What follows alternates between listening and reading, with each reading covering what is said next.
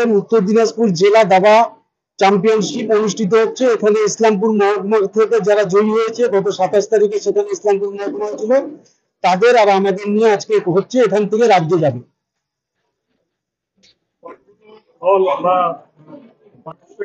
আমরা 100 জনের অ্যারেঞ্জমেন্ট করছি, আশা রাখি অনলাইনে অনেকে বুক করছে, আবার আজকে সরাসরি বুক করলো।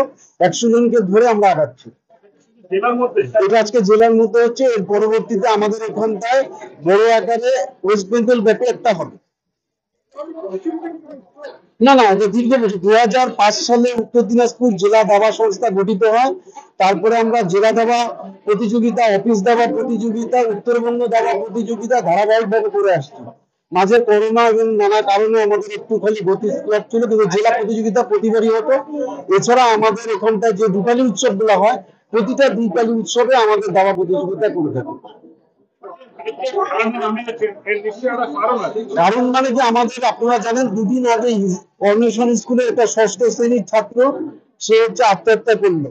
আমরা ধারাবাহিকভাবে অনুসন্ধান করে দেখেছি যে আত্মহত্যার মূল কারণ হচ্ছে একটা মোবাইল গেমের পিছনে ধাপছে, আর মানুষ হচ্ছে এতটা অধৈর্য হয়ে যাচ্ছে।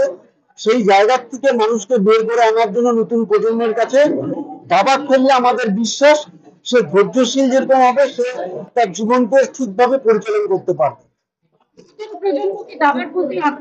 ভীষণ আগ্রহ দেখাচ্ছে। আমাদের প্রতিটা স্কুলে, আমরা Bangla medium school, English medium school, প্রতিটা স্কুলের কাছে গেছি এবং তারা স্বতঃস্ফূর্ততা দেখিয়েছে।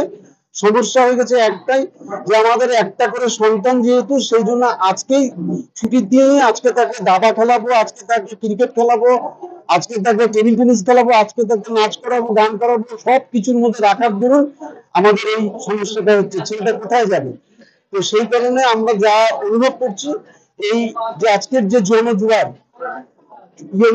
নতুন প্রজন্মের, এই জুয়ারকে হাতিয়ার করে আমরা খুব শীঘ্রই স্কুল লেভেলের একটা দাবা প্রতিযোগিতা করবো এবং ওপেন করবো। আর আমাদের সব থেকে যেটা বড় খবর, যে আমাদের এই গৌরবঙ্গ দাবা হাট রায়গঞ্জে হয়েছে। সেই গৌরবঙ্গ হচ্ছে উত্তর দিনাজপুর, দক্ষিণ দিনাজপুর, মালদা জেলাকে নিয়ে। এবং এই দাবার হচ্ছে যে সারা বাংলা দাবা সংস্থা, তার প্রেসিডেন্ট হচ্ছে দিব্যেন্দু বড়ুয়া, গ্র্যান্ড মাস্টার অর্জুন পুরস্কার প্রাপ্ত, বাংলার প্রথম গ্র্যান্ড মাস্টার।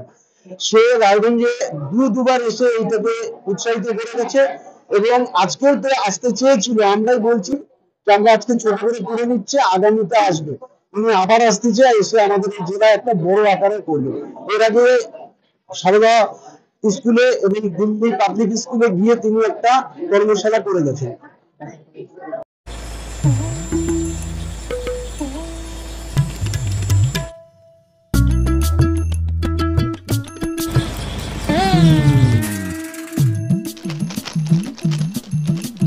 এবারে গরমের হাত থেকে বাঁচতে রিলায়েন্স ডিজিটাল থেকে নিজের জন্য একটি এসি নিয়ে আসুন শুধুমাত্র 1 টাকায়।